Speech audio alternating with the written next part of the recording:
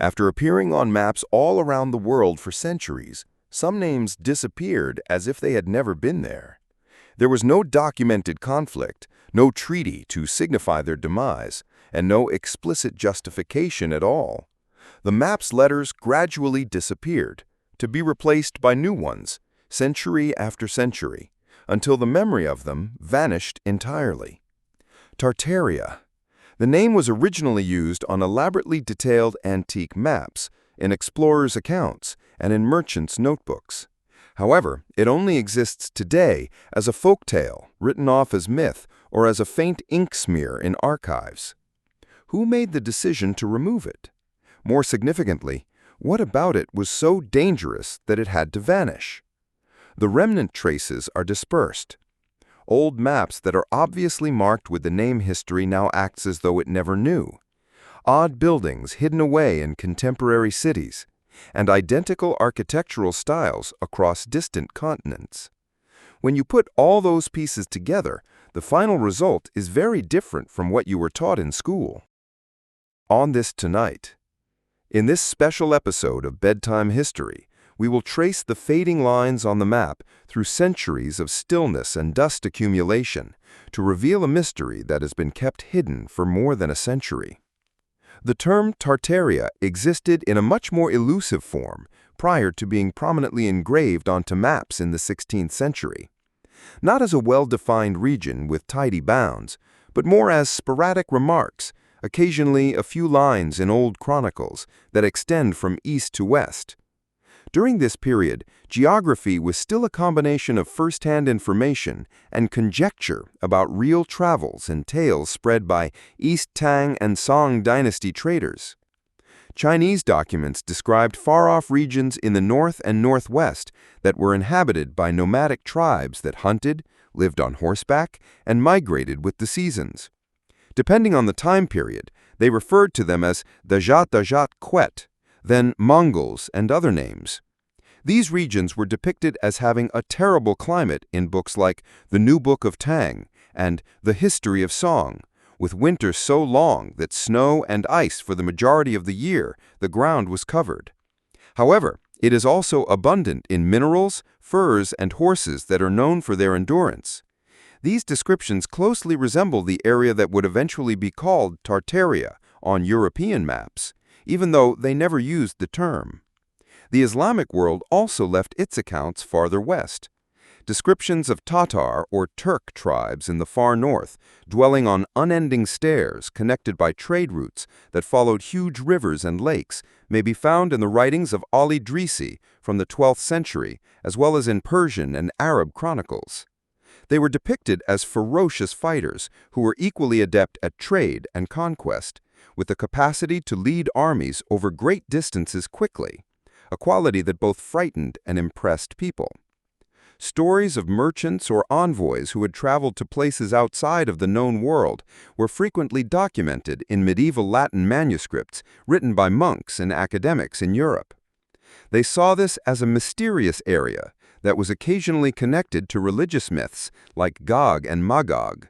According to legend, 2 biblical countries are imprisoned behind enormous walls, waiting for the moment when they would escape and take over the planet. According to many medieval Mappamundi maps, the area is a vast area in the far north that is filled with images of mysterious walled cities that are unlike anything in Christendom, and riders brandishing bows. The remarkable thing is that these recordings share some important characteristics, even though they were created in very different eras and societies. The region's astounding size, the strong ties its people have to horses, their prowess in combat, and the existence of structured settlements. Such details imply that, in the midst of the limitless grasslands, there might have been trading hubs or centers of authority large enough to make an impact on outsiders. This is far from the idea of completely dispersed nomadic tribes. Tartaria was not yet a recognized geographic name at this point. Depending on their viewpoint and level of interaction, each culture has a unique term for it. However, when we put the pieces together, we can make out the general shape of a common area, a huge geographical area that spans a large portion of northern Eurasia acting as a bridge and natural barrier between the East and the West. Then the 13th century arrived, and history changed. The gates to this huge territory were thrown wide open by a military upheaval, which turned it from a remote mystery into a direct participant in the global power dynamics. At this moment, the name Tatars started to gain traction beyond sporadic references. This formerly ambiguous region was thrust into the very heart of recorded history by political and military upheavals throughout Eurasia. Now, Tatars and Tartars are more than just a geographical designation. They turned into a picture that became ingrained in the public consciousness, half based in folklore, half in history. Their rise was associated with the Mongol Empire's conquests in the eyes of Europe. Most Westerners were unable to differentiate between the several tribes when Genghis Khan and his descendants' cavalry surged across Central Asia, the Middle East, and Eastern Europe. Therefore, they all went by the same name, Tartars. Most likely the second R was European addition. Perhaps it was only a mispronunciation or an attempt to distinguish the name, but it had an unexpected consequence.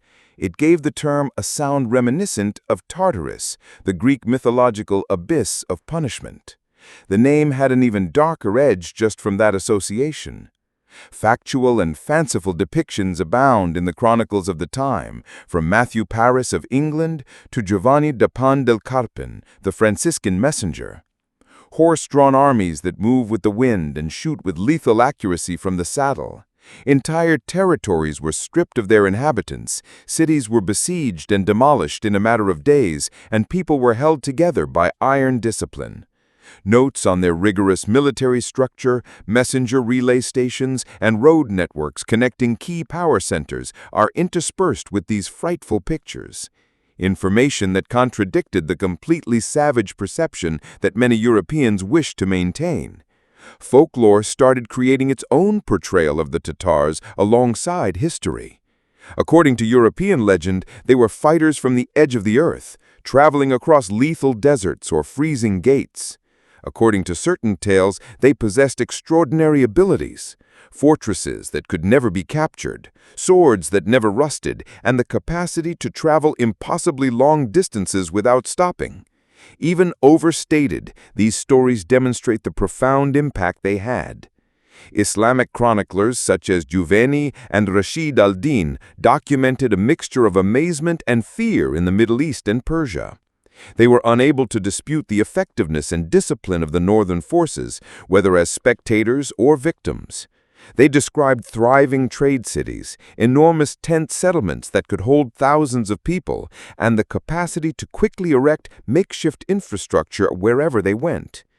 It's interesting to note that the name Tatars gradually changed to Tartaria in many subsequent European maps and texts to refer to these soldiers' country. This shift from a people's name to the name of a large region demonstrates how the human mind attempts to conceptualize the unknown by assigning a single label to a broad, undefined area in order to help it be remembered and repeated. And that name outlasted the very people who gave it its inspiration once it was associated with such potent imagery. Whether it was based on myth or reality, Tartaria was no longer merely a location on the map after that. It implied that here was the land of unbeaten warriors, of cities concealed behind the mountains and steppes, and of a fabled and genuine might. And it was this picture that would serve as the basis for the region's increasingly detailed drawings over the ensuing centuries, eventually achieving its full importance on global maps. The world in the Western mind was still a painting with vast empty regions throughout the Middle Ages when Europe's sails had only just started to expand beyond the Mediterranean and the North Atlantic. A map's blank areas weren't simply uncharted terrain, they were mirrors that reflected the mapmaker's creativity. The country of the Tatar armies, which was subsequently dubbed Tartaria, appeared in that imagined environment as a vast area that was considerably larger than anything that was recognizable. Returning from their infrequent expeditions into East or Central Asia, missionaries, traders, and envoys described countless miles and how they could ride horses for a week and still not reach the horizon. They described rivers that could take a day to cross, mountain ranges that rose like fortress walls, and steppes that stretched like oceans. The notion of a single, uninterrupted region spanning thousands of miles was nearly unthinkable to Europeans used to territories divided by feudal lines. Numerous maps of Mappamundi from the 13th and 14th century portrayed this area as a vast bulk in the far north and northeast of the known globe. Illustrations of walled cities, odd domed rooftops, and mounted soldiers are frequently used to adorn them.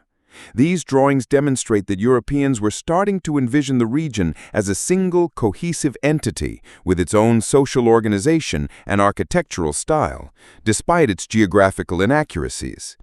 The combination of myth and reality that was conveyed through travelers' stories created a picture that was partially imagined and partially real, with no obvious distinction between the two. Chinese and Korean sources from the East similarly characterize these outlying regions as large territories with a diverse population that nevertheless had concentrated power centers.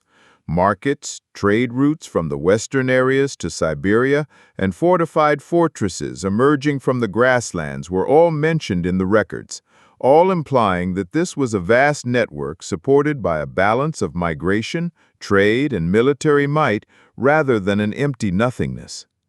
At the time, for Europeans, information arrived gradually from the East, frequently warped by translation layers. There was plenty of space for imagination to flourish when knowledge was limited and dispersed. Thus, myths of cannibal tribes, enormous monsters, and mountains concealing golden cities coexisted with tales of prosperous towns. Nobody could tell what was dream and what was reality. However, one thing was for sure: Tartaria was too big, too far away, and too foreign for medieval Europeans to completely understand. Everything that came after would be built upon these early representations. From the 13th century onward, as expeditions increased and more thorough maps emerged, the perception of Tartaria would gradually emerge from mythology and appear on the pages of cartographers, sufficiently precise to appear as an uncontested component of the global map, at least until it was removed centuries later. A new era for the whole Eurasian continent began in the 13th century. Formerly disparate regions were brought together by Genghis Khan and his descendants' military efforts, creating a single, expansive political area. The Mongol Empire did more than merely enlarge its territory. It made communication channels, commerce routes, and governmental structures accessible. It extended from Europe's eastern coast to the Yellow Sea. The name Tartaria started to firmly establish itself on European maps at this time. It is no longer the nebulous idea that it was centuries ago. Marco Polo traveled through regions that virtually no one in the West had ever seen when he left Venice and traveled far into Asia. According to his reports, there were busy cities, enormous strongholds, and a network of relay stations along the road where traders and messengers could change horses, take a break, and proceed. Despite being influenced by his own viewpoint, these findings contributed to a change in European perception. Behind the name Tartaria was a vast system of settlements and government, not just a blank space. With fresh confidence, cartographers of the era started sketching Tartaria based on the accounts of Marco Polo and other traders and envoys. The area was frequently depicted as a huge block that occasionally occupied almost half of Asia on maps from the 14th to 16th centuries. The Catalan Atlas, from Amoro's world map, and later iterations of Ptolemy's Geographia depicted Tartaria as dotted with lengthy mountain ranges, important rivers, and named cities, evidence that the blank gaps on previous maps had been replaced by far more specific information.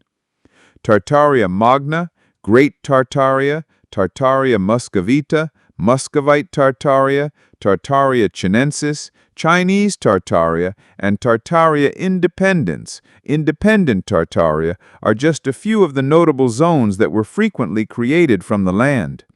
This was a reflection of reality. Following the Mongols, beyond being governed by distinct political bodies, the former territories of the empire maintained cultural, commercial, and technological linkages beyond its dissolution. All of these regions continued to be seen by Europeans as part of a single geocultural totality that they simply referred to as Tartaria. Maps of Tartaria frequently featured images of its unique architecture and lifestyle, including circular yurts, pointed turrets, majestic domes, and well-organized cavalry columns. At this point, the significance of imagery surpassed that of geography. Maps told stories about the strength and strangeness of a place on the periphery of European knowledge, in addition to providing location information. Placing Tartaria on the map has significance beyond geography for the Western political center. It meant that the world had been identified and documented, and that the major nations now had a keen interest in and desire for these far-off places. Maps were no longer only used to describe the world, they were also used to influence people's perspectives. And the name Tartaria became a default component of common knowledge once it took up a large portion of the page. However, a seed for the future was also sown by these precise maps. A few centuries after humans had been used to viewing Tartaria as a vast, cohesive entity, its demise would leave a perplexing emptiness. A question that future generations would have to face themselves. What actually transpired to cause a name that was so well known on maps of the world to disappear completely? However, at this time, Tartaria remained at its height. Explorers, diplomats, and merchants kept writing, trading, and returning with new tales about the area. These tales would spread throughout Europe, adding legend after legend, laying the groundwork for a time when Tartaria would be more than just a patch of color on a map. It would be a notion associated with riches, power, and unsolvable riddles. European traders and diplomats started to arrive when the overland Silk Road's foundations became more stable under the Mongol Empire and its successors, in places that they had previously only heard about in stories. In addition to being trade reports, the stories they returned with were vivid depictions of a culture that the West had long perceived as barbaric and remote. Tartaria was no longer just a blank spot on the map in their eyes. Cities, strongholds, and intricately diversified communities were all part of it. Russian, Polish, and Italian traders described market towns lining the trade routes where caravans bringing valuable crafts, spices, furs, and gemstones met. Cities such as Bukhara, Kau, and Samarkand, despite being in separate kingdoms, they were portrayed in European narratives as being a part of the larger Tartarian sphere. They were said to have imposing gates, tall brick walls, and lively central bazaars where traders from far-off Europe, China, and Persia mixed. Massive fortifications defending key positions located on steep hills along riverbanks or rising out of the ground were described by several Western explorers, such as Anthony Jenkinson of England, or Russian envoys in the 16th and 17th centuries. These buildings served as more than just defenses. They served as tax collection locations, way stations, and safe havens for itinerant traders. Gate guards, storage warehouses, even water systems inside the walls, and a strong sense of order were all mentioned in several stories. The architectural diversity was one element that captivated visitors. A single city may have tall bell towers in the European style, Islamic-style domes, and wooden nomadic homes. Centuries of cultural interchange were discussed in this blending, and many Western observers were perplexed by it. How could such wealth and sophistication be found in places that were thought to be outside the sphere of European civilization? Accounts of the people frequently highlighted its diversity, pointing out that Turkic and Mongol-speaking nomadic tribes were long-established communities that spoke a variety of languages and practiced several religions. Orthodox Christianity, Buddhism, Islam, and even Jewish groups were involved in trade and skilled crafts. This cultural mix enhanced Tartaria's reputation, depicting it not as a single monolithic land, but as a crossroads. Information from traders and explorers was crucial to Western mapmakers and academics in order to fill in the blanks on paper. The more city names, descriptions of fortresses, rivers, and routes they gathered, the more concrete and authentic Tartaria became in the minds of Europeans. Additionally, The word Tartaria was reaffirmed as an essential component of world knowledge with each subsequent map. However, this abundance also sowed a second seed, the seed of mystery. Many of the cities, strongholds, and architectural wonders that were mentioned in those ancient documents have either disappeared completely or are only known by new names that have little to do with Tartaria as a concept. We must proceed to the following phase in order to comprehend why. How far forward was Tartaria really, when its architecture and technology were the focus of intense discussion and tantalizing hints to a more important question? When Western explorers and traders wrote about Tartaria, they did more than just describe its cities, strongholds, and vibrant marketplaces. The technical and architectural aspects they came upon were enthralled. Many features, if their stories were true, considerably exceeded what Europe at the time believed a far-off primitive region could accomplish. According to some sources, there were massive domed buildings with spans of dozens of meters that were made of stone or burnt brick and were so carefully linked that the seams were hardly noticeable. There were tall, metal-capped spires that reflected light from kilometers away as it shone in the sun. With its lengthy spans and precisely formed arches, massive stone bridges that spanned wide rivers were reminiscent of ancient Roman construction. Observers also asserted that they were much more sophisticated in certain instances. Public works were equally important. Large baths with distinct hot and cold water systems channeled through metal or ceramic pipes buried beneath the flooring were described by travelers. Assembly halls with high circular windows placed into the walls were reported by some, designing areas that, despite the summer heat, were cool and bright.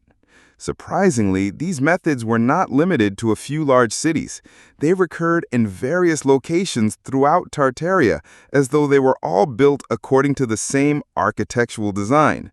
The structures whose function Westerners were unable to explain were possibly the most fascinating. According to accounts, there are metal columns or towers on rooftops that are connected to other metal frameworks, simulating a transmission system of some sort. Some people assumed they were rods of lightning. Others envisioned a technology for energy transfer or perhaps signaling.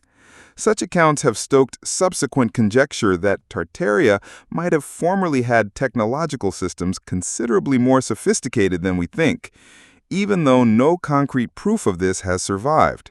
Some stories alluded to extraordinary material mastery in addition to architecture.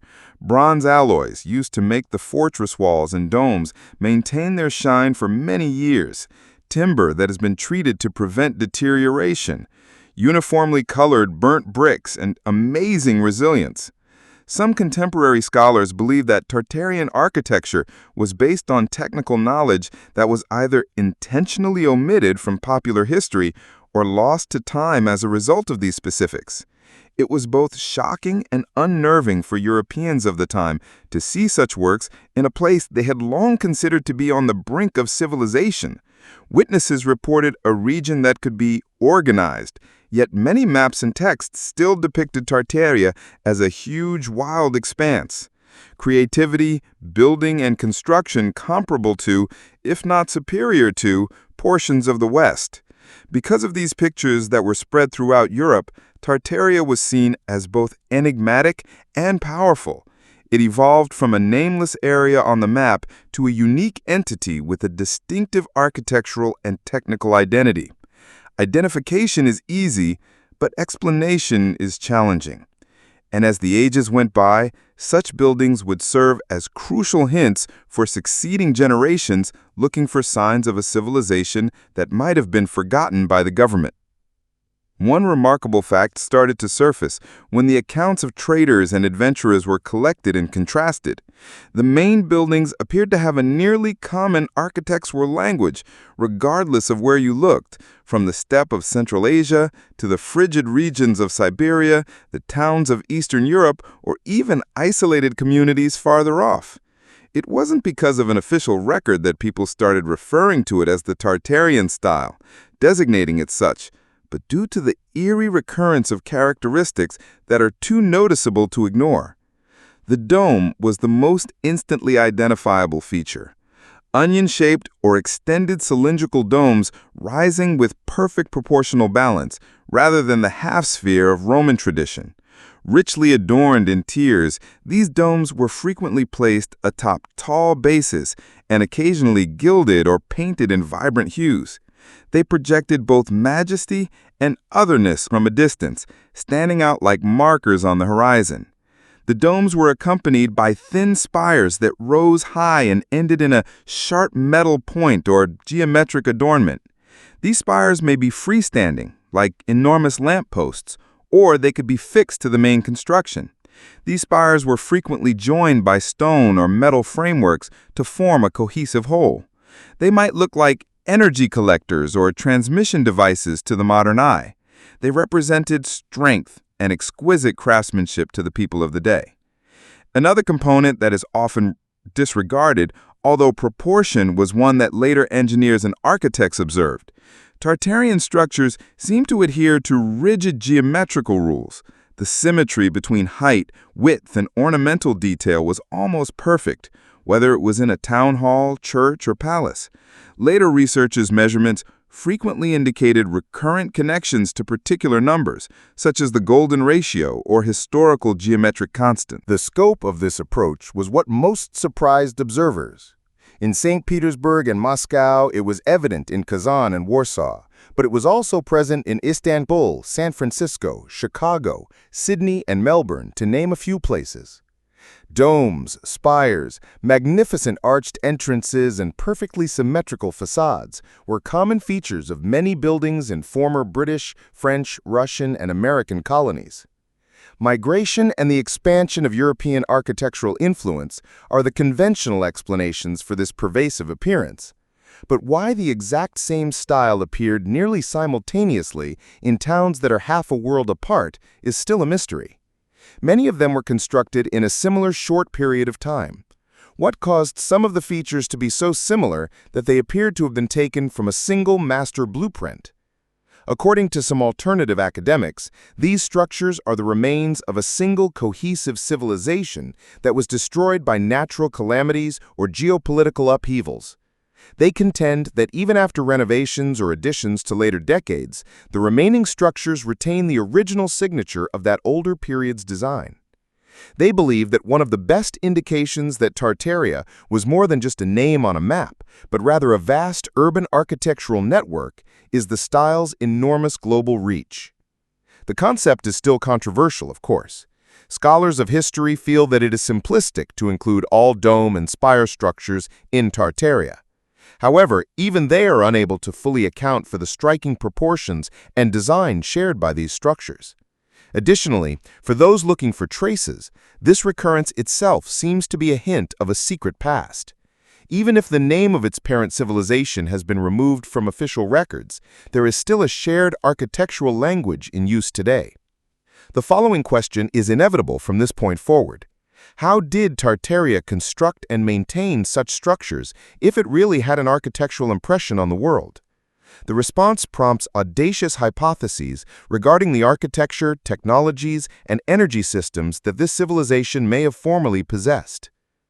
If Tartarian architecture's domes and spires were visually striking from a distance, it was the technical secrets concealed within those same structures that captivated the attention of long-time observers. Many of these buildings still had elements that begged the question beneath their imposing exteriors. Were they only the results of exquisite craftsmanship, or were they formally a component of an intricate system whose workings we have long ago forgotten? One aspect that is very intriguing is the frequent appearance of metal poles, antenna-like structures, or finials with sharp tips that are affixed to towering spires and domes. In popular architectural explanations, these are typically referred to as lightning rods or ornamental embellishments. However, to some independent scholars, their shape and location imply the possibility of gathering or transmitting energy, including atmospheric electricity, a notion that was investigated centuries later by scientists such as Nikola Tesla. When you observe almost identical elements replicated over hundreds of structures located half a world apart, it becomes more difficult to reject the audacious notion. Similar concerns are raised by heating systems within Tartarian buildings. Many buildings include intricate ventilation channels and air ducts buried under floors or inside walls that are intended to disperse heat evenly over several rooms, especially in regions with harsh climates like Siberia or Eastern Europe. Some even have heated floors that are evocative of the Roman hypocaust system, although they are much larger and more intricately integrated into the main architecture of the structure. Why did it show up in so many locations with such identical patterns if this was only a local invention? Their water systems were equally outstanding. Excavations in several regions that were formerly a part of Tartaria have revealed metal or ceramic pipes that run deep underground and are directly connected to sizable reservoirs that are housed inside or beneath public structures. These water sources were used for more than just necessity. They appear to be connected to controlling the temperature of a structure, a type of climate control that we typically think of when we think about modern technology. Even the capacity to store and control energy is hinted at in certain ruins. Some have subterranean spaces that resemble control centers or machine rooms and are lined with conductive materials. These findings suggest that Tartarian towns might have operated as interconnected networks with buildings connected by a common technical infrastructure, even though the data is still inconclusive. These concepts are approached gingerly by mainstream academia, which frequently refers to them as over-misreadings or misunderstandings of ancient artifacts. Independent researchers respond that it's hard to understand how so many Tartarian structures could withstand centuries of minor degradation, especially in the face of severe weather, without taking such possibilities into account. Regardless of debate, one reality is clear. Not only was Tartarian architecture strikingly beautiful, it had technological elements that appear to have gone beyond what was considered appropriate for the time period to which it was officially allocated. Viewing only one building in alone, it's simple to write off Tartarian technical and architectural characteristics as merely being characteristic of a certain time period. However, an inevitable dilemma comes up when you arrange several towns on a map that stretches from Moscow, Kazan, and Irkutsk to Warsaw, Istanbul, and even San Francisco or Melbourne. How did essentially identical architectural codes exist in locations thousands of kilometers apart, or even on different continents? Perfectly symmetrical facades, towering spires, onion-shaped domes, and unusually tall and broad arches, entrances, and elaborate ornamental patterns that recur. These weren't merely general stylistic parallels. The proportions themselves, the height of towers, the dome's curves, and the window sizes are frequently matched with remarkable accuracy. It's difficult to attribute this homogeneity to purely regional variations in architectural impact or aesthetic trends. Additionally, the urban patterns of some of these cities were remarkably similar. A large domed edifice dominates the central square. Symmetrical axes of radiating streets with public buildings like city halls, theaters, and libraries on either side. They were all arranged in such a uniform manner that when diagrammed, their designs appeared to be nearly identical, as though they were taken from the same master blueprint. This order is still reflected in the street grids and foundations of towns when the original architecture is no longer there. On a casual inspection, you might overlook the more subtle nuances: metal spires atop skyscrapers, half-buried windows at street level, or elaborate designs with intricate geometric meanings. These same characteristics become much more apparent when comparing 19th century images of cities in Russia, Europe, North America, and Australia, as though the same design template had been imprinted on each place by an invisible hand.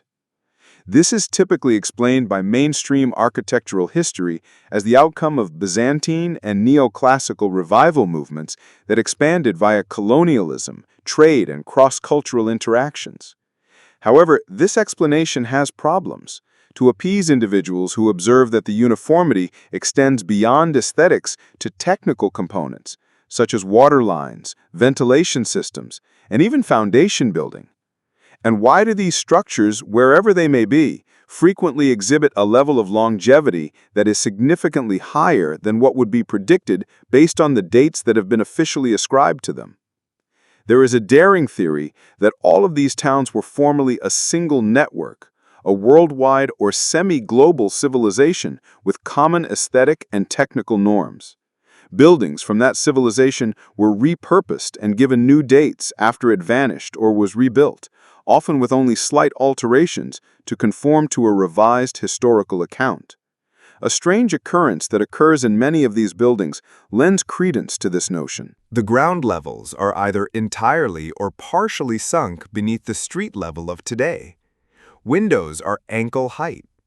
Stepping down is necessary for main entrances, and in certain situations, whole levels are concealed underground. This is not a singular incident. It seems uniformly in towns around the world.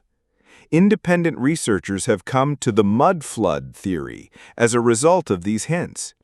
The theory that a huge calamity that occurred at some point in the 18th or 19th century may have destroyed a large portion of Tartaria's physical footprint and buried the foundations of many buildings. We must explore the mud flood itself, the supporting data, and the reasons it might hold the key to understanding how a whole civilization could disappear from maps and popular memory. Before we can draw any conclusions, explore the historic neighborhoods of Kazan, Moscow, or St. Petersburg, and then contrast images of the same places taken over 100 years ago. An odd detail comes to light. Rows of windows in many buildings are positioned at ankle height or even lower than the street. These windows are bricked up in certain places. Others lead to confined, dark areas that appear to have been part of a floor that is now covered with dirt and rubble. It's not only a Russian curiosity either. In European cities such as Prague and Warsaw and Vienna, as well as in Boston, San Francisco, and even Sydney on the other side of the Atlantic, the wall's subterranean section frequently retains all of its ornamental details: brickwork with patterns, carved moldings, and even long-sealed doorways. Unless the ground level was lower when the building was constructed than it is now, no sane person would invest so much energy in a portion of a structure that was intended to be underground from the beginning. And precisely that is what increases the query: what caused the earth to rise and engulf a whole floor? Photographs from the early 20th century add to the mystery. Some depict the excavation of streets, exposing light-filled, completely completed lower levels with undamaged windows and doors. There is a picture showing workers in St. Petersburg standing on the new street surface, with the so-called basement windows below them opening onto a spacious area that was obviously the old ground floor. Buildings in America with a completely submerged level, exposed when the ground was disturbed, can be seen in photographs taken during the 1906 San Francisco earthquake and fire. This isn't just found in big cities throughout Europe. The original first floors of many older homes in small towns are now used as basements. Sometimes you hear the same narrative when you talk to homeowners or residents. They found staircases that led to these basements while renovating, half-buried stairs that served as the original primary entryway. In certain instances, remnants of outdated signage or house numbers are still visible today, buried beneath the contemporary street surface. According to the conventional wisdom, street level is gradually raised by centuries of accumulation: dirt, rubbish, and road repair layers. However, mud flood hypothesis proponents argue that such a process would be time-consuming and uneven. The half-buried phenomena, on the other hand, manifests regularly and at almost the same elevation in various cities. They contend that such uniformity points more toward a rapid large-scale event than to gradual accumulation. Other hints are also mentioned by independent researchers. Parts of the lower wall beneath street level that exhibit noticeable color changes from the upper facade, dried mud deposits or erosion markings. They speculate that these might be the remains of a swiftly moving flood of dirt and mud that swept through streets, depositing thick sedimentary layers that buried the lower portions of structures. There would be considerably more repercussions than just decreased living space if that were the true. Large chunks of a previous civilization's technology, infrastructure, and tangible artifacts might have been destroyed in such an incident. Any integrated technical systems, water pipes, heating ducts, and metal fittings would disappear from view and be forgotten by succeeding generations after the foundations and ground levels were buried. Photographs, drawings, and written accounts of this partially buried structure from Europe, the Americas, and Russia do not prove a worldwide mud flood. However, they do pose a legitimate query. When did the sudden disaster that caused this occur? What effect did it have on Tartaria, if there was such a society? We'll need to examine the mud flood theory more thoroughly from a geological and historical standpoint, as well as the remnants of an incident that may have had a global impact in the 18th or 19th century, in order to investigate that. Photographs showing partially submerged ground floors appeared from locations as disparate as Melbourne, Warsaw, San Francisco, and St. Petersburg. The question of whether this was merely a local phenomenon and whether a single large-scale event may have affected several continents at around the same period started to be raised by independent scholars. The mud flood theory developed at this point. The theory holds that a unique geological or climatic catastrophe at some point in the 18th or early 19th century released enormous torrents of mud and debris that swept across regions of the planet. In a matter of hours or days, the lowest stories of thousands of buildings were buried by the force and speed of these flows, which were sufficient to sweep across cities and transform them into basements. Advocates of the concept cite a number of potential reasons: large-scale earthquakes that cause massive landslides, volcanic eruption chains, abrupt and unusual tectonic shifts, or extreme weather events that melt a lot of ice and release mud and debris in torrents. Some even go so far as to make the speculation manufactured: the potential for a high-tech war whose record has been removed from official history, or an environmental weapon. One noteworthy aspect is that a lot of places that are said to have seen a mud flood also happen to be places where Tartarian architecture is most noticeable. A secondary hypothesis follows from this.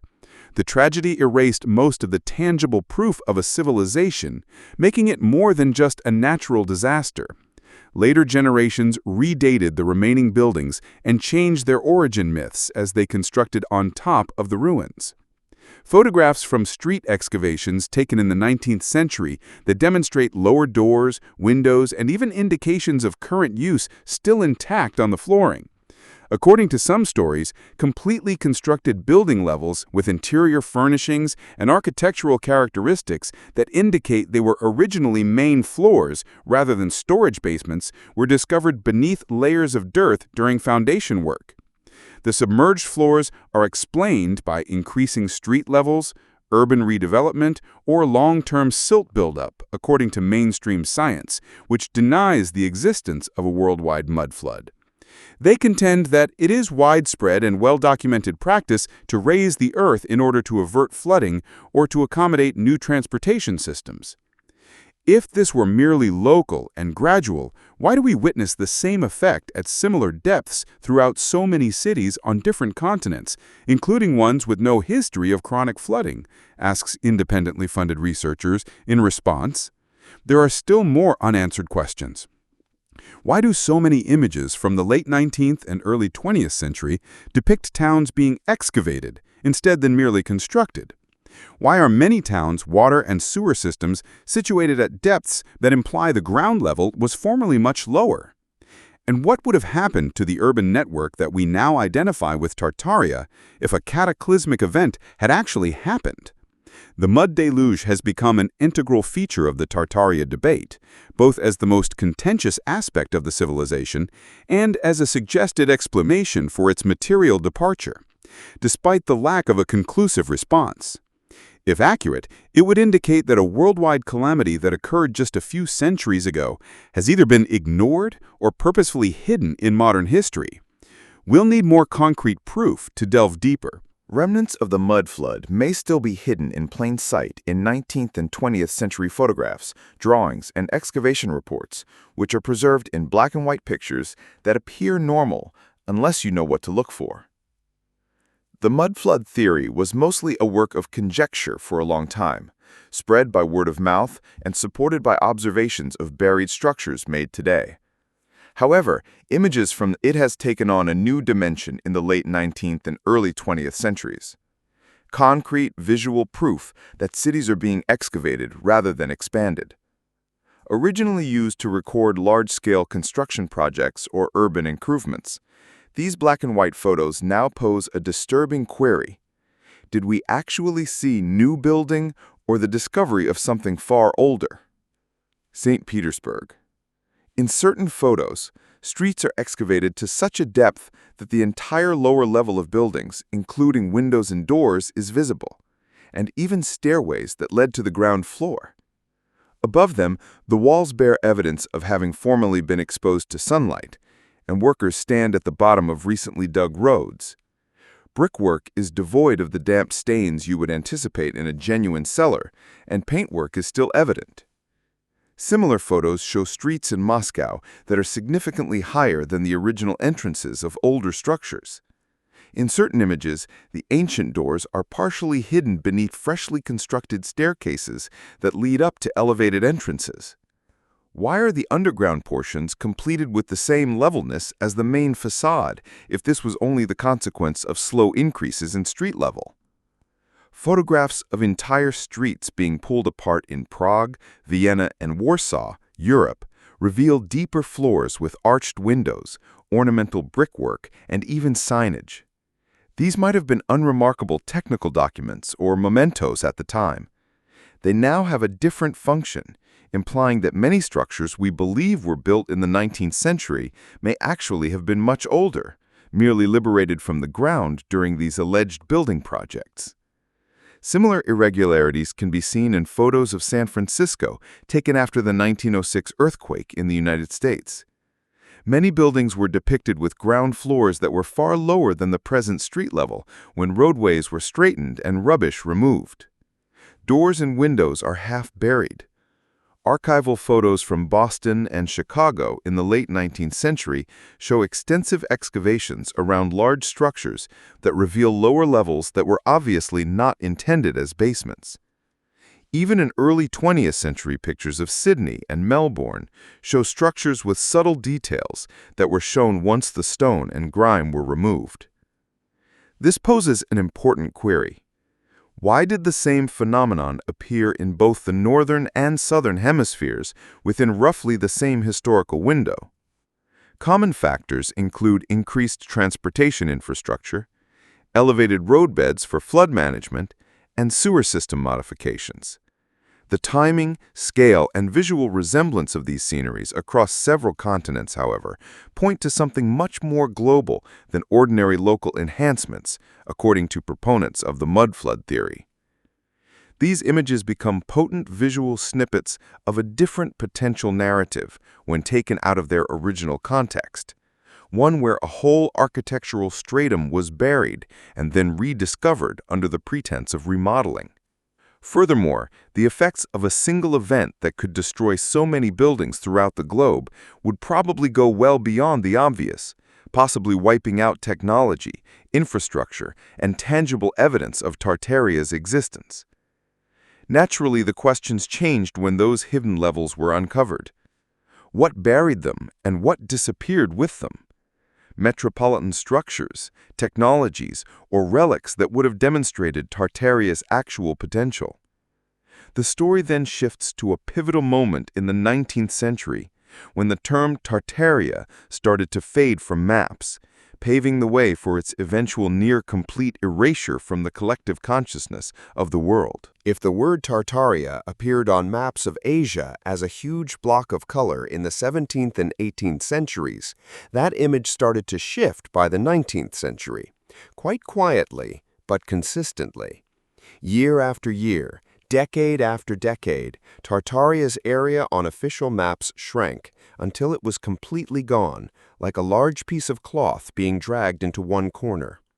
Maps created in Britain, France, Russia, and other significant European cartographic centers that included the majority of Siberia, Central Asia, and portions of East Asia were still referred to as Great or Grand Tartaries in editions from the early 19th century. However, a few decades later, this once vast region started to disintegrate and give way to new names as new political borders emerged. Kazakh Steppe, Turkestan, Mongolia, the Chinese Empire, and the Russian Empire. The region known as Tartaria was pushed to the far reaches of Central Asia or China's northern frontiers, leaving only sporadic traces. It's remarkable that this change had nothing to do with any well-recorded political event. Neither the Treaty of Dissolution nor the Tartarian War existed. No official proclamation, no single turning point in history. It very silently but completely vanished from maps, as though it had never been there. Independent researchers note that a number of other developments occurred at the same time as this cartographic contraction. The creation of new international atlases, the acceptance of maps based on exact longitude and latitude, and the standardization of measurements. More precise titles that mirrored the dominant political structure took the place of ambiguous or difficult-to-define entities like Tartaria under these new rules. As a result, a once dominant feature on world maps was divided into smaller sections, each of which was incorporated into an established empire. According to some historians, this is the inevitable evolution of geographic science, phasing out obsolete nomenclature. However, to many who think Tartaria was once a single civilization, this procedure seems like a planned effort to remove the name in order to eradicate collective recollection of a cultural and political entity that is incompatible with the revised historical account. The shift is evident in maps from the transitional era. Within 10 years, the Great Tartar would give way to the Russian Empire or Siberia in certain regions. Others would drive the residual Tartaria label eastward, reducing it to a thin line between China and Russia, and then, in the latter decades of the century, it would vanish completely. They contend that the fact that this period also saw extensive urban redevelopment, projects that might have concealed or changed the appearance of older buildings while giving them new construction dates, is not coincidental. The next generation would have little reason to believe that a huge civilization had once existed in Tartaria, if buildings were labeled as newly constructed and the word Tartaria was removed from maps. A name's removal from a map signifies more than just a shift in terminology. It signifies a change in the way that the world is perceived. A name disappears from speech, textbooks, and memory when it is no longer used in print. Furthermore, it is nearly impossible to restore memory once it has been overwritten. Maps, however, only provide a portion of the tale. Geopolitical upheavals, battles, annexations, and boundary redrawings between the European, Russian, and Chinese empires accompanied this geographic shift. The ideal conditions for rewriting history and silently locking the door to Tartaria's past were established. There was political context for Tartaria's shrinkage on 19th century maps. During this time, wars, treaties, and territory changes among the major empires rocked both Asia and Europe. China, Russia, Qing, and the European powers, especially Britain and France, all aimed to increase and solidify their hold on territories that had previously been marked as part of Tartaria's borders on earlier maps. The Russian Empire steadily expanded into Siberia and Central Asia in the north and northwest. Along the Lena and Amur rivers, they had built forts and trading routes from the 17th century. By the 19th century, however, their goal was clear: to turn these vast lands into direct imperial possessions. Russia gained a strategic edge and the narrative authority to portray itself as the rightful heir to the territories once known as Tartaria by the conquest of the Central Asian Khanates Kokand, Khiva, and Bukhara in the 1860s and 1870s. Any indication of the previous name would be eliminated once those lands were seized and shown on global maps as a part of the Russian Empire. Following a number of border treaties with Russia, the Qing dynasty was also compelled to redraw borders in the east. Particularly noteworthy are the Convention of Peking, 1860, and the Treaty of Aigun, 1858. China planted large areas of Outer Mongolia and Manchuria. Although these concessions reduced Qing territory, they also removed the word Tartaria from both empires' official publications and enhanced Russia's cartographic supremacy. The Qing imposed strict administrative control over the remaining territories, renaming areas, enforcing official nomenclature, and putting in textbooks a historical account that Tartaria had never been a separate political state. Afghanistan, the Himalayas, and the outskirts of Central Asia became strategic chessboards to the south and southwest as a result of the great game between Britain and Russia. The European countries increased their surveying, mapping, and boundary-making efforts as a result of this rivalry, eradicating nebulous territorial notions. Ambiguous designations like Tartaria or no man's land were unacceptable in the imperial mindset. For the purposes of control and negotiation, each area had to be under the jurisdiction of a specific political authority. The region's territorial redefinition was further expedited by the Opium Wars, unfair treaties, and Western countries' relentless commercial infiltration into China. The name Tartaria almost disappeared as both Russia and Britain created maps for commercial and political reasons, substituting other territorial divisions that suited their own strategic objectives. Importantly, all of this took place as international transportation and communications were being modernized. Empires were able to control the flow of information in addition to projecting physical control thanks to the Trans-Siberian Railway, the sea route through the Suez Canal, and the worldwide telegraph network. A new worldwide consensus was established when the new maps were created in large quantities and distributed consistently to government offices, colleges, and schools. Tartaria had never been as a separate entity and was no longer in existence. This was the ideal time to remove a civilization from the communal consciousness, according to those who believe in the theory of a purposeful historical cover-up. In order to accommodate the new power structure, territory was divided, names were changed, populations were absorbed or moved, and the historical narrative was altered. Restoring Tartaria's recognition proved nearly impossible after the whole world map accepted this revised account of history. The second phase of erasing Tartaria did not occur on the battlefield by the time the world's political borders had been redefined by the wars, conquests, and annexations of the 19th century. Instead, it took place in the rooms of international standards conferences, on the draftsman's table, and in the mapmaker's studios. At this point, geography, surveying, and cartography entered the industrial age, and a name could be permanently erased with a pen stroke and a measuring device's accuracy. The majority of global maps created prior to the 19th century came from separate cartographic centers. In accordance with its own customs, each empire or country designated, partitioned, and represented territory. As a result, large, ambiguously defined names like Tartaria were able to endure. However, these ideas started to be seen as non-scientific as the push for regional homogeneity grew. Adoption of the worldwide latitude-longitude grid tied to the Greenwich meridian was a significant turning point.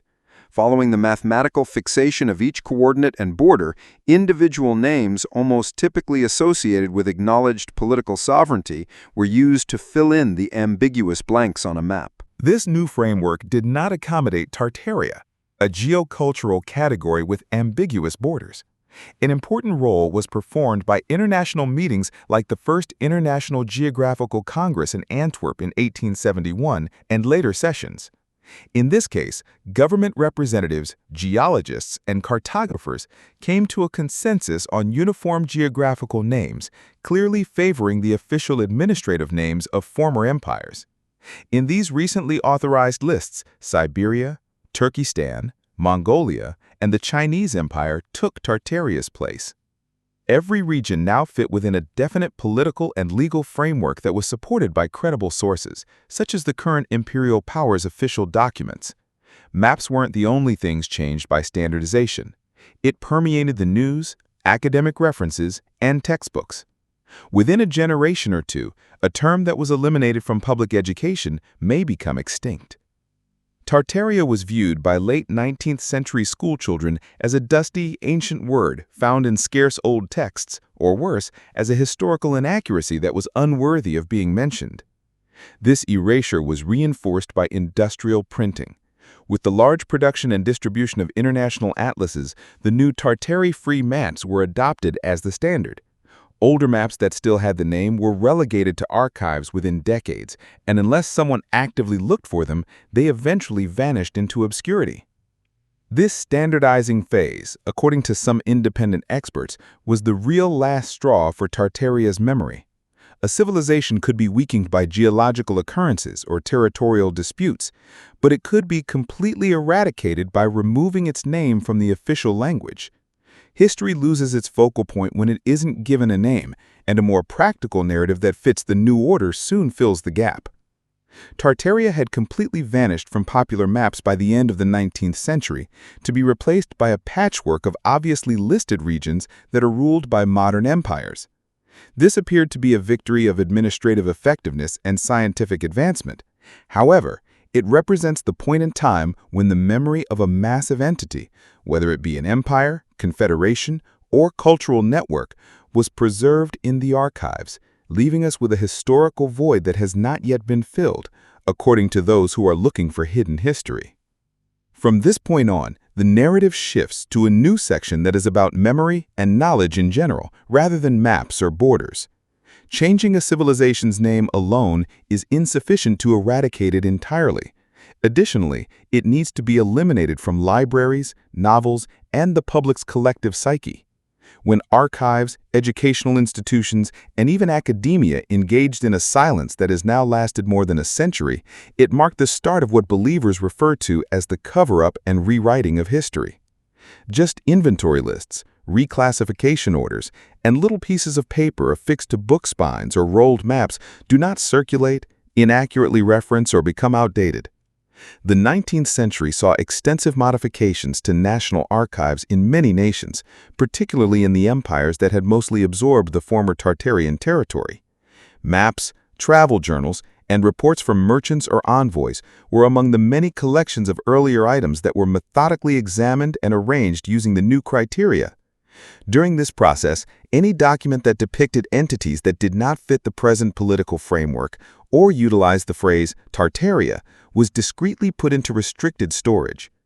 Although these objects weren't actually destroyed, they might as well have been for the general public. They were no longer available for loan, were no longer listed in catalogs, and could only be examined with specific permission.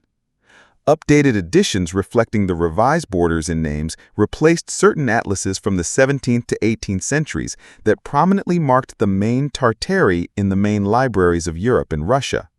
An average reader would not notice that the originals were different from the generally accessible versions because they were arranged in various collections and occasionally rebound in new covers. Old maps were occasionally supplemented with handwritten comments. Although it is a brief line and no longer scientifically legitimate, the historical designation is sufficient to discourage the majority of scholars from going any further. Maps weren't the only things that disappeared into the vaults. The same fate befell manuscripts, explorers' journals, business documents, and sets of landscape drawings. Travelogues that had previously spent pages detailing Tartaria were reprinted with Siberia or Russian territory in place of Tartaria, and their descriptive sections were either completely removed or drastically reduced. The few copies that still contained the original text were either stored in private collections or allowed to deteriorate. The release of widely distributed educational atlases in the West served to further solidify this erasure. There was absolutely no reference to Tartaria in these classroom versions, which were printed in tens of thousands and widely distributed. A generation that grew up with these maps would never have guessed that the identical territories had been given a different name just decades before. This, according to several independent researchers, was not an unintended consequence of upgrading reference materials, but a well-thought-out effort. The historical narrative could be changed without opposition after the name was removed from the foundation of official knowledge and the source documents were placed in restricted archives. Any surviving oral histories or visual proof could therefore be written off as folklore or anecdotal evidence, with no scholarly weight. As a result, by the late 1800s, the only information available to the average individual looking for knowledge about Tartaria would be family tales or an old book that had been neglected on a private shelf. As a quirky, out-of-date notion, the phrase only survived as a tiny footnote in mainstream research. If this society had indeed been, the door to what documents remained of it was now locked. The keys are hidden far away in archiving systems, out of most people's grasp.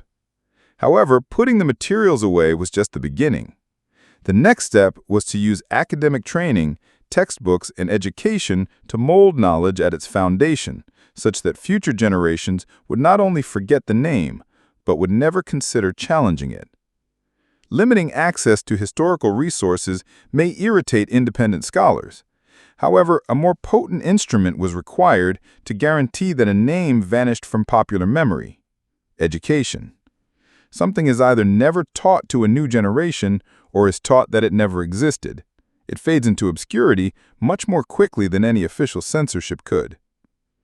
The empires that ruled over a large portion of the old Tartarian territories had started to reform their educational systems by the late 19th century, virtually completely rewriting the geography and history curricula. Following Alexander II and III's reforms, Siberia, the Far East, and Russian Central Asia completely supplanted the word Tartaria in Russia's official secondary school geography textbooks. The new administrative borders were prominently shown on the accompanying maps, which colored each province in accordance with the empire's system of government. The fact that these regions had ever been known as Tartaria was not mentioned in a single line. Even in parts on medieval or early modern history, the name disappeared from all instructional materials. A comparable erasure was formed in Qing China as a result of the reworking of gazetteers and educational materials.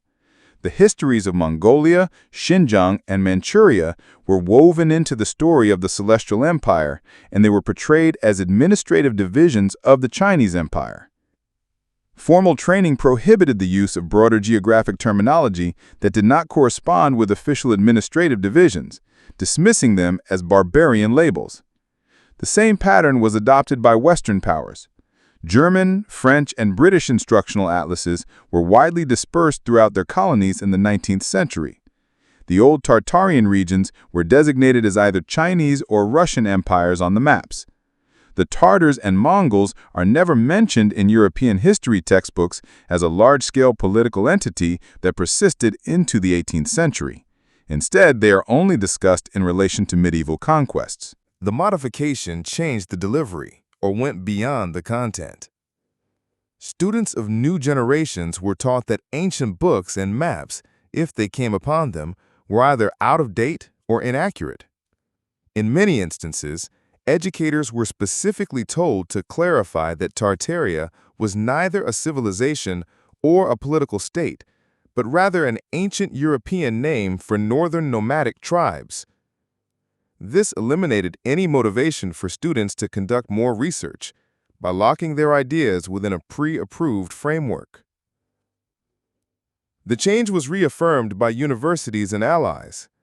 For research articles and theses to be approved in academic circles, the new terminology had to be used. Any academic who tried to write on Tartaria in a serious way ran the risk of being called unscientific and losing their job. As a result, hardly anyone in the public or scholarly world questioned Tartaria's decline from a well-known term on international maps by the early 20th century. It had either been relegated to the domain of marginal footnotes or diminished to a vague historical phrase that was only discovered in rare old books or archives that were inaccessible to most people. Erasing the name was only the first step in the rewriting process. It even went so far as to rewrite the history of the regions that were formerly known as Tartaria, giving them a totally different past in which the present empires claimed the main role. And another force was needed to solidify that narrative of history on a worldwide basis: the universities and research facilities that influenced the official narrative and disseminated it globally. Academic centers were essential once textbooks were revised and educational systems as a whole obliterated the word Tartaria. These organizations had the authority to establish a civilization's official memory, or, if required, to completely rewrite it. In addition to conducting research, these organizations in the 19th century shaped historical accounts to support political power and functioned as tools of imperial strategy. Large collections of artifacts and records from regions once known as Tartaria were held by national museums and geographic organizations in Russia, China, Britain, France, Germany, and other countries. However, these resources were frequently reinterpreted within a new historical framework rather than maintaining their original context. One example of Europe's geographic ignorance at the time would be a map from the 17th century with the title Great Tartar. A technical tool or article of apparel of unknown origin may be associated with a particular ethnic minority that is not connected to the idea of a single entity. The new nomenclature started to be used consistently in academic literature. Siberia, Central Asia, Mongolia, Turkestan, and peoples that were formerly seen as belonging to Tartaria were characterized as dispersed, unconnected groups. These interpretations became the norm when they were published in esteemed journals and referenced by well-known scholars. Any opposing viewpoint might be quickly written off as a conspiracy theory or rejected as unscientific. By imposing their own power on the cultural landscape, imperial governments support this process. Remaining ancient buildings, even those constructed in the Tartarian architectural style, were renovated, decorated with modern national symbols, and given official construction dates that aligned with the updated story. It was possible to present a structure that had once functioned as an administrative or technological center inside Tartaria's metropolitan network, as the creation of a renowned emperor, monarch, or architect from the governing empire. As the keepers of tangible memory, museums also took part in the change by organizing their displays into the new geographic or thematic groups. The Tartarian items that survived were dispersed among several collections.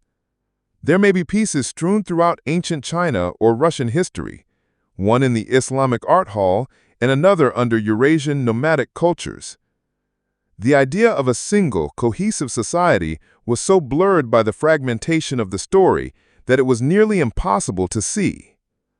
This authority rarely extended to local or ethnographic research carried out by descendants of the old Tartarian territories. Often, manuscripts that deviated from the official historical framework were either printed in tiny internal runs or rejected for release. On the other hand, publications that supported the new narrative were quickly accepted as standard reference material and were given financing and marketing. The alliance of academic and political authority solidified a new reality over several decades.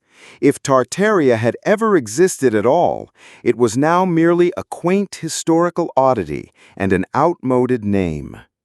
There were still pieces of the old story: maps, relics, and architecture, but they were so widely dispersed, mislabeled, and recontextualized that it was impossible to piece them together again. The memory of an old kingdom would still exist if the name Tartaria had been removed from maps and textbooks in the areas that were formerly believed to be its heartland, but in a different form, in the words of the people that were passed down from one generation to the next. These tales were told by the fireside at winter festivals or in the silent moments of a nomadic voyage. They were not recorded in chronicles or engraved on stone on the other side of the steppe. The resemblances are frequently striking, even if each region had its own names, specifics, and symbols. The Yakut and Buryat people of Siberia, who lived before the north was covered by ice, tell about the ancient people who built cities out of white stone. They describe towns with spherical towers reaching to the sky, straight streets, and tall walls.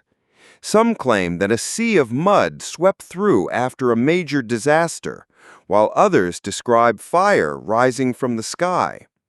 The cities had been abandoned, either buried by ice and forest or sinking into the ground.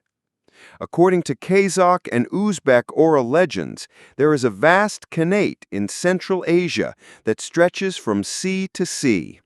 Its stone-paved roads are so well maintained that a horse might travel for weeks without getting lost. Village elders continued to indicate that this was formerly their city gate by pointing to certain mounds or remains. Many of these stories attribute the demise of the monarchy to a black wind or earth deluge that raged for days before new kings arrived.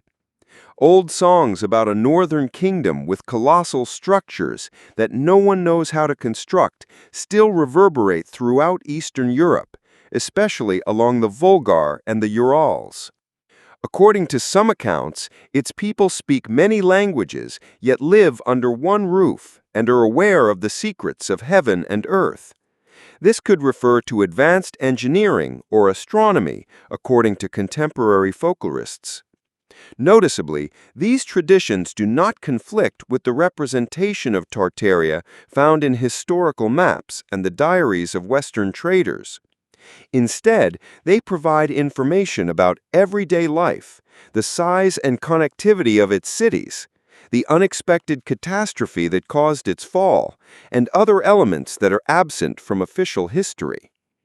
Stories about black winds, advancing ice, or mud floods could be shared recollections of a geological event or natural disaster, something that the mud flood theory still implies. These stories are frequently dismissed by mainstream academia as skewed recollections of other historical events or as a combination of fact and fiction. Even so, many independent researchers have interpreted these legends as proof of a once unified civilization connecting temperate Eastern Europe, arid Central Asia, and cold Siberia due to their consistency and breadth. These folktales are a treasure trove of information for anyone looking for signs of Tartaria. They indicate where to look, although they might not provide exact dates or places. Buried buildings, forgotten cities, and places where the communal memory has not been completely lost. In the 20th century, a fringe study movement emerged from these memory fragments, attempting to reconstruct the mosaic that official history had silently left behind. Initially, people who were interested in Tartaria did not identify as academic researchers. They were engineers, architects, journalists, and even soldiers serving on isolated frontiers who happened upon ancient maps or architectural ruins that the general public overlooked. In a local archive, a Russian engineer may find technical drawings for a building from the 19th century that had heating and ventilation systems that are more sophisticated than those of today. An 18th century French atlas could be purchased at a flea market in Kazakhstan by a history teacher. Its pages depict a ground artery that stretches throughout the continent of Eurasia, A parallel line of research outside of Orthodox history was progressively sparked by what started out as individual sparks of personal curiosity. As folk history initiatives and grassroots heritage organizations expanded throughout the Soviet Union, Eastern Europe, and the West throughout the 1960s and 1970s, people who were interested in Tartaria started to connect with one another. They shared oral histories, maps, photos, and audacious theories. Many unofficial groups arose, frequently disguising themselves as study groups for ancient architecture or local history societies in order to avoid being called unscientific. They put together what appeared to be disparate pieces into a more cohesive whole in discreet meetings at cafes, libraries, or private residences. Occasionally, Tartaria's name reappeared in independent publications in the West, where the academic environment was more open. Tartaria was featured as a classic example of a lost toponym in books about forgotten lands written by historical cartographers in the United States and Britain. Even though these writers tended to be careful, their inclusion of Tartaria in reputable reference works restored the term to bookshelves, although in specialized circles. The introduction of the internet toward the end of the 20th century completely changed the scene. Through digitized historical maps, archive photos, and public discussion boards, enthusiasts from all around the world were able to interact.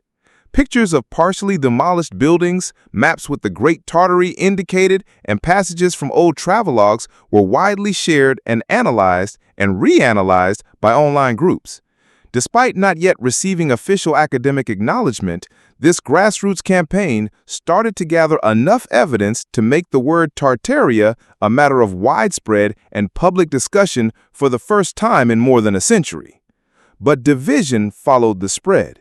Some organizations used archaeological data, cartographic comparison, and architectural analysis to approach Tartaria as a topic deserving of systematic study.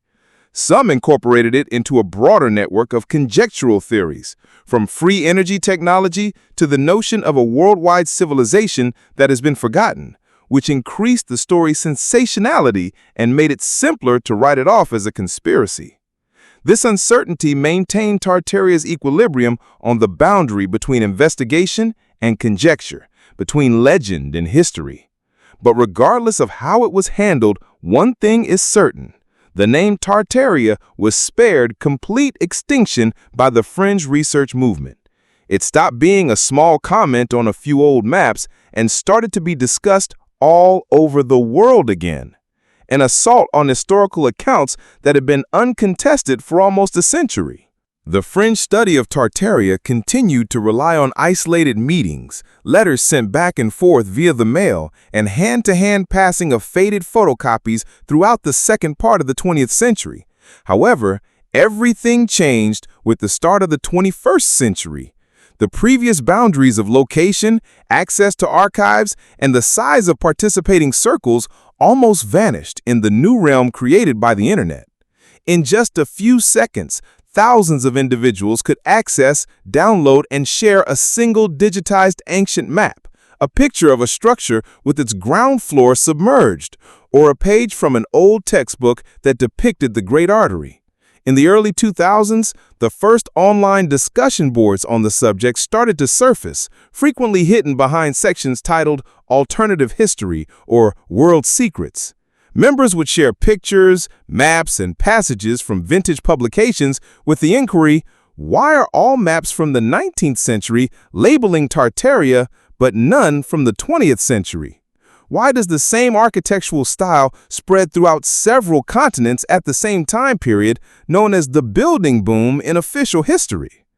Tartaria entered the visual sphere as YouTube and other video sharing websites gained popularity. Videos comparing maps, examining architecture, or making before and after photo montages to support the mud flood theory started to garner millions of views. These images had an instant impact. It was no longer necessary for viewers to rely on written descriptions.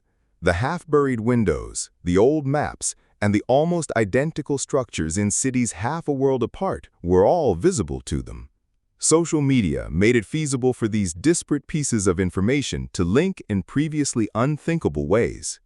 A picture of a theater in Melbourne might be positioned next to pictures of a building in San Francisco and the City Hall in Kazan, which have almost the same domes and facades. The same consistent limits of Grant Tartary may be seen on both a modern British atlas and a French map from the 18th century. Such repetition, when displayed graphically, produced a convincing effect that was significantly stronger than any one piece. Additionally, the autonomous Tartaria research community started to create its own techniques. Some focused on looking for signs of buried towns by examining digital maps and satellite imagery. In order to reconstruct the timeline of the name Tartaria's disappearance, some people dig deeply into National Library's Internet archives, tracking down every iteration of a map from year to year. Some teams concentrated on doing field assessments on the ground, taking pictures, measuring and comparing the technical aspects of buildings thought to constitute Tartarian heritage. However, the thin line separating meticulous investigation and unbridled assumption presented a new issue as a result of the rapid expansion. Fact and fiction may coexist online, making it simple for beginners to become sucked into inflated tales or tenuously supported relationships. Nevertheless, this same openness gave rise to new theories, some of which were doomed to be incorrect, and others of which might have led to research directions that conventional history had never explored. Unquestionably, the Internet helped make Tartaria a really worldwide issue. It was no longer limited to a select few local history organizations or collectors of old maps. Anyone may now add a piece to the puzzle, a picture, a quote, or a folktale to the overall image. Even the most doubtful observers had to acknowledge that there was a tale that was still untold someplace as the quantity of fragments increased. After the Internet united Tartaria fans worldwide, contemporary technology created a whole new line of inquiry that no explorer of the 18th or 19th centuries could have foreseen. Ancient writings and maps were no longer the only tools used in the search for remnants of this vanished realm. With the use of digital mapping tools, high-resolution satellite data, and extensive Internet photo archives, it was now possible to reach into the sky and investigate areas that had previously been considered blank spaces in official history. Overlaying historical maps on contemporary digital maps is one of the most widely used techniques. Researchers frequently discover that areas that were originally classified as cities, strongholds, or commercial centers are now covered in forest, grassland, or desert when they digitally align an 18th century chart called Grant Tartary with current satellite data. Underneath the dirt or vegetation, the satellite photos occasionally still show subtle geometric forms, huge straight lines or perfect circles that resemble defensive walls or underground foundations. DEMs, or digital elevation models, have also been essential to the research. Researchers have discovered odd topography characteristics in some areas, such as lengthy ridges or mountain systems that are hundreds of meters long and too uniform in shape to be completely natural. These patterns frequently correspond with locations that were once inhabited by communities or imposing structures that have since been removed from the landscape, when compared to images taken in the early 20th century. National Library's online image archives have turned out to be a treasure trove. Photographs of cities in Russia, Europe, North America, and even Australia taken in the late 19th and early 20th centuries are examined for recurring characteristics: windows that are partially hidden, spires, domes, metal finials, or municipal squares that are precisely symmetrical. When seen side by side, these pictures highlight architectural parallels across towns on different continents, which heightens suspicions of a common architectural network. It is also feasible to retrace historic routes using contemporary mapping tools. Satellite photos of Central Asia reveal lengthy, pale lines connecting locations that were formerly identified as Tartarian cities. These lines run across the continent with amazing consistency. Some of these routes pass through areas of Siberia that are now virtually deserted, but they are still visible from above. Elevated roads designed to resist flooding during certain seasons. It's amazing that independent researchers can do all of this without having a lot of money. They have created intricate schematics of alleged Tartarian city clusters, infrastructure networks, and terrain changes using only a personal computer, an internet connection, and mapping software expertise. In order to verify what the maps indicate, a number of these digital discoveries have prompted on-the-ground excursions in which small volunteer teams visit the sites to measure, take pictures, and record video. This type of analysis is, of course, not without its detractors. Many of these traces, according to mainstream geographers and archaeologists, are merely natural formations or the remains of unrelated local civilizations.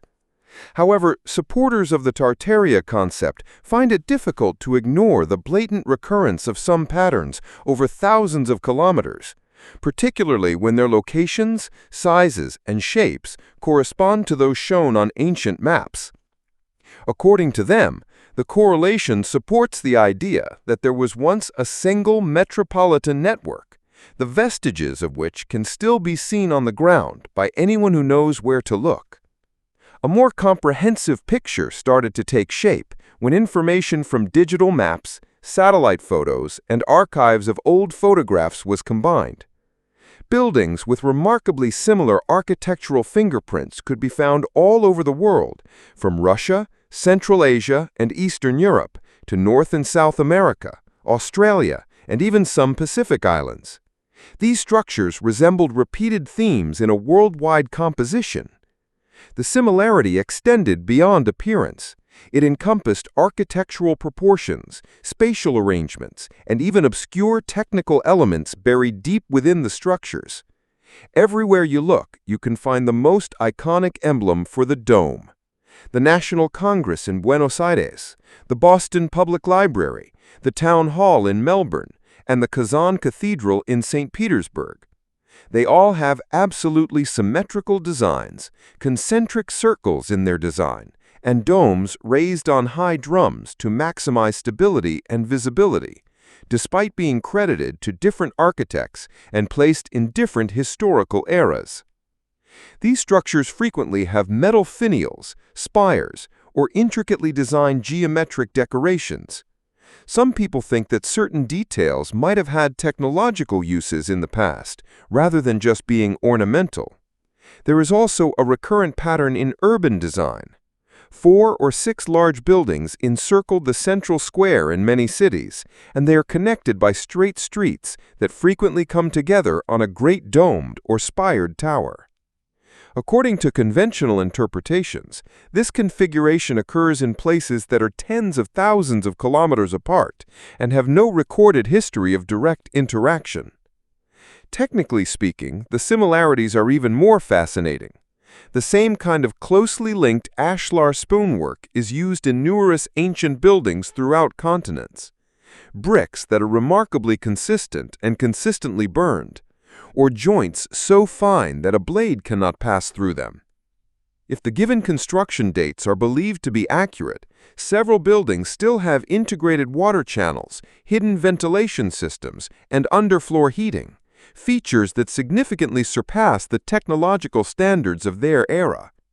Many times, the foundations or ground floors show entirely different building techniques than the higher parts, indicating that the present building was built on a much earlier base, which some scholars consider to be direct Tartarian heritage. Such coincidences, according to proponents of the unified global civilization idea, are too significant to be coincidental. They propose that there was a global network of architecture and cities that shared standardized design principles and technological know-how before it was broken up by natural disasters or political unrest.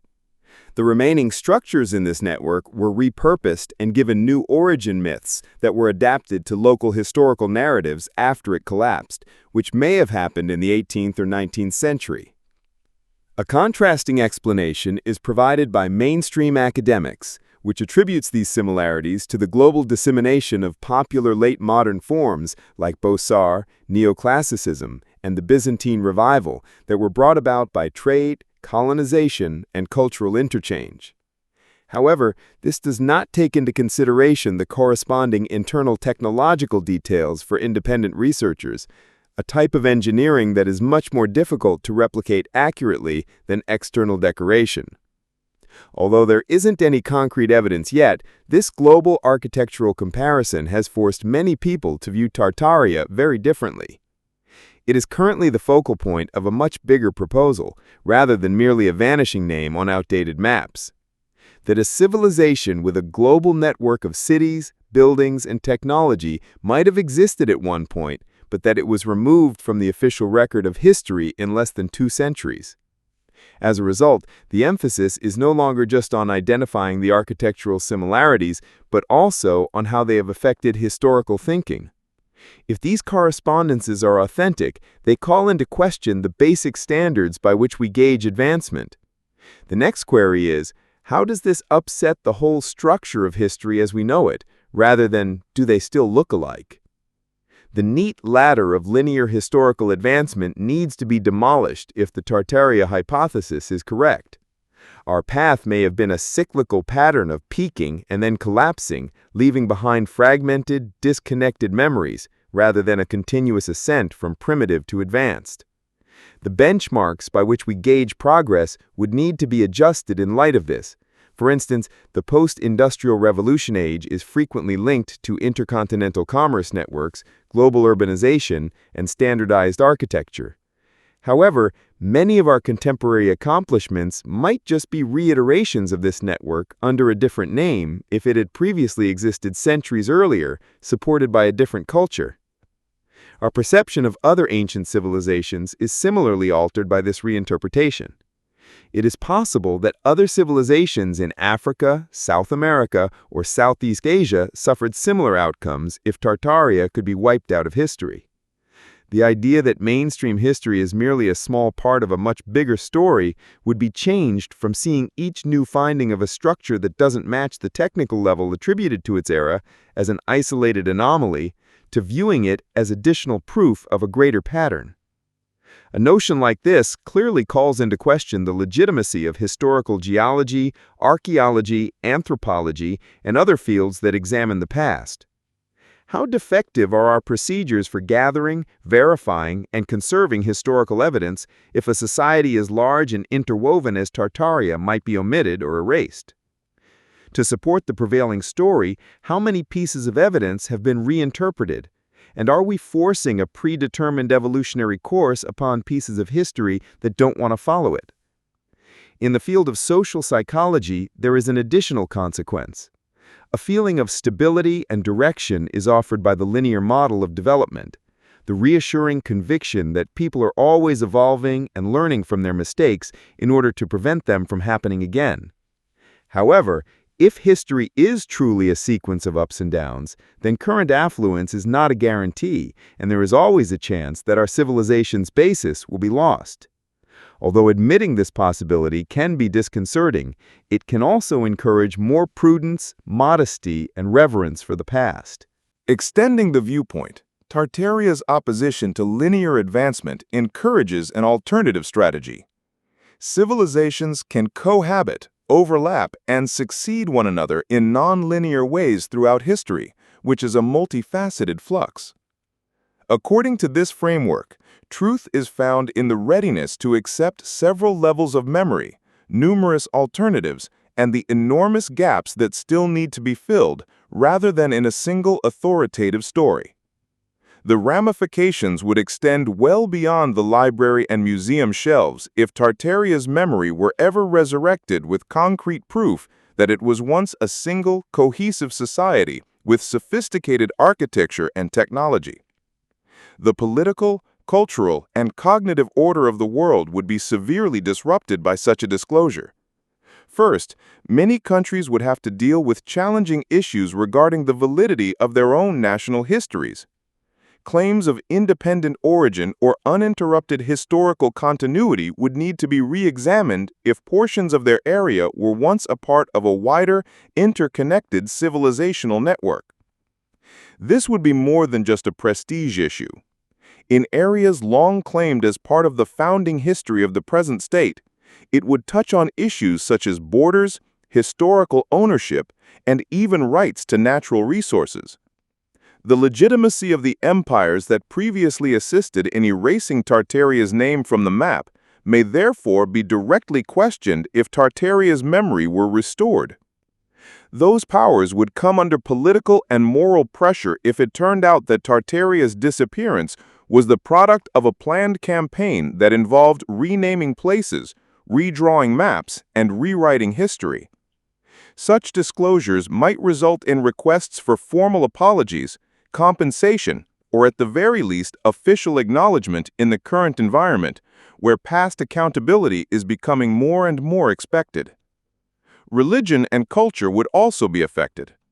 Local religious stories or myths that are strongly linked to local history may be threatened by a global civilization that shares a common set of symbols, architectural styles, and technical know-how.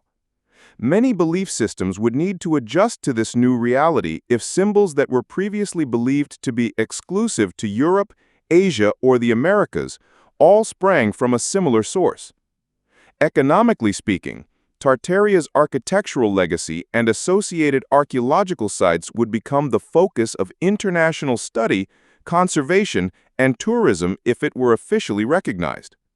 There may be tremendous advantages to this, but there may also be fierce conflicts over management and exploitation rights. Who would be in charge of protecting monuments that are dispersed over dozens of nations, yet all have to do with the heritage of a vanished civilization? Lastly, the shift in global consciousness might be the most significant. Recognizing that a civilization such as Tartaria existed and was wiped out would cause the public to reconsider the reliability of official accounts. There would probably be a rise in skepticism against established organizations, including governments and academics, which would increase demand for independent research. This might result in a society that is more interested and independent of historical research. But as many groups view the past in conflicting ways, there is also a risk of fragmented understanding. And if that day arrived, the most important question for every one of us would be, how can we tell the difference between the new truths and the stories that have been written to fill the gap? The first step in answering that question is to use the ability to validate critical thinking, not to take sides. This does not require us to trust an enticing story right away. Furthermore, it doesn't call for us to erase every bothersome trace. It challenges us to take a moderate stance, cross-referencing sources, relating evidence, and being prepared to adjust our judgments in light of new information. This implies, in the case of Tartaria, not disregarding the visual evidence, archival records, and enduring similarities in folktales, but also not jumping to a complete acceptance of the erased civilization story just because it is compelling. It is not necessary to completely reject official history in order to accept options that are not widely accepted. Rather, it creates room for parallel stories to coexist. Other historical accounts that might not be entirely confirmed just yet, but are compelling enough to cause concern and encourage more research. New ideas, surprising findings, and unexpected viewpoints have the potential to surface in this area. Tartaria is a perfect illustration of how historical knowledge is a large patchwork that can have fresh additions, changes, and replacements. This perspective on history tells us that the pursuit of truth is a continuous process of enlarging and improving the image, rather than a journey to a single destination. We can avoid falling into the trap of romanticizing the past by exercising critical thinking. Some people who come upon the Tartaria concept can be enchanted by the idea of a flawless, peaceful, and highly advanced civilization.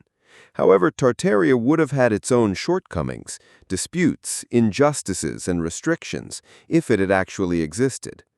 Mature knowledge, like any complex civilization, comes from examining both sides rather than substituting one romanticized narrative for another. In the end, accepting ideas beyond the realm of conventional history is not limited to academics or researchers. In a time where information and disinformation abound, it is a social and personal talent. Avoiding being swayed by intentionally constructed narratives will require the capacity to challenge, track the sources of facts, evaluate other points of view, and modify our position when new information becomes available.